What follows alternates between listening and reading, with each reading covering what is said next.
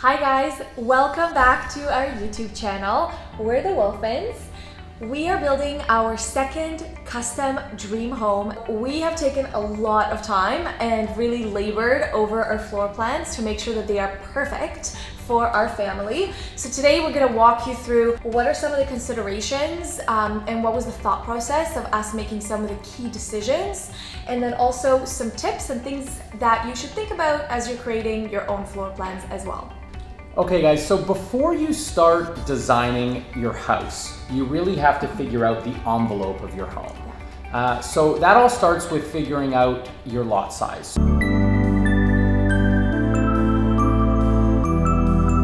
So our lot size is 60 feet wide by 103 feet deep.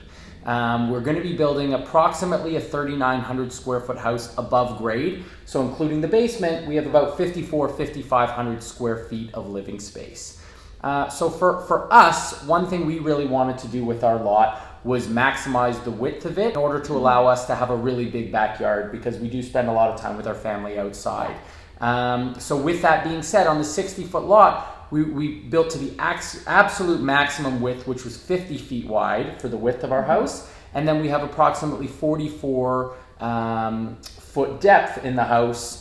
So now that we have that footprint, now we can start to design the interior of the space and figure out, what makes the most sense for our family.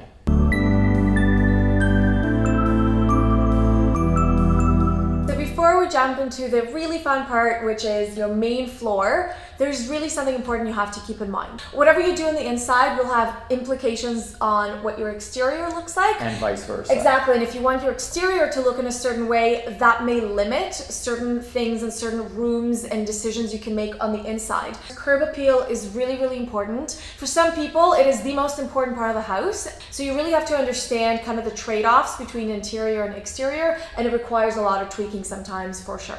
There were a few key things that were really important when starting with the outside of our house. So we'll start with this. We knew we needed to have a 2-car garage. Our house is 50 feet. Now the garage takes up approximately 20 feet. So that is now the left side of our house is 20 feet. So now we have 30 feet left. We are very symmetrical people. So in a perfect world, we wanted to have a balanced exterior. So we have 20 feet on the left, and then we basically created a 10-foot area for our front door and entryway. And then we have our living room area and window sort of to the right of the house. So now that we have that and we know we have our front door centered in the space, now that really opens the door, I guess, to us figuring out how we want to work out all the other rooms on our main floor.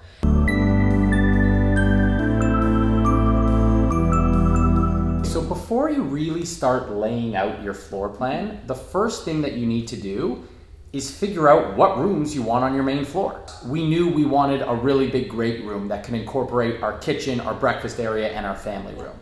We knew we wanted a living room and dining room, and most importantly, we knew we wanted them to be attached. Yes. We needed a mudroom coming in from the garage. Of course, you need a powder room on your main floor. And then I also needed an office. I work from home a lot. So. And then you need a staircase. Yeah, that's right. Well. That was tough. That was one of our toughest parts. That was the tough thing to work around for us. So now that you've thought about all the rooms that you want to have in your house or in your main floor, you got to start placing them. You got to basically think of what you want your floor plan and layout to be.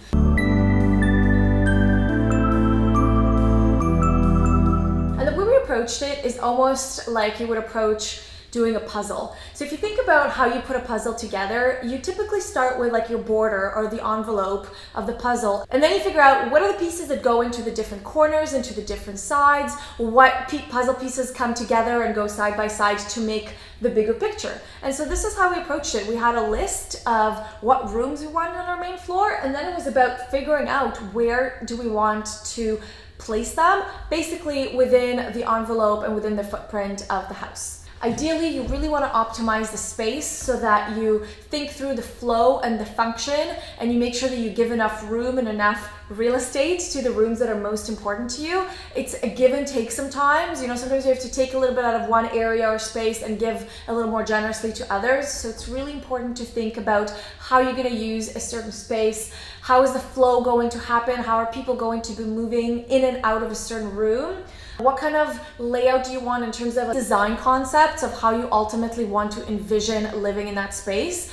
We really wanted an open concept layout. And then as you get a little bit more nitty gritty into each room, you also want to think about the dimensions that you give into that room and furniture placement as well. That's a really big one, furniture placement for sure. That is absolutely something you want to be thinking about when you're designing your space. You want to make sure that your family room, where you want to spend a lot of time, you can fit a nice sized couch. That the dining room, you know, you should envision and measure what kind of dining room table you want to be able to fit in there, so that to make sure that you can build a home that really meets your needs. Yeah. So just thinking about the livability and the function and flow is really, really important before you kind of jump into, you know, pen on paper, actually putting things down. Definitely. Follow along on our next episode. We will share our main floor plans. So please subscribe to our channel, like our videos, share your comments, and we will see you next time. Thanks for watching. Thanks Bye, for guys. watching, guys.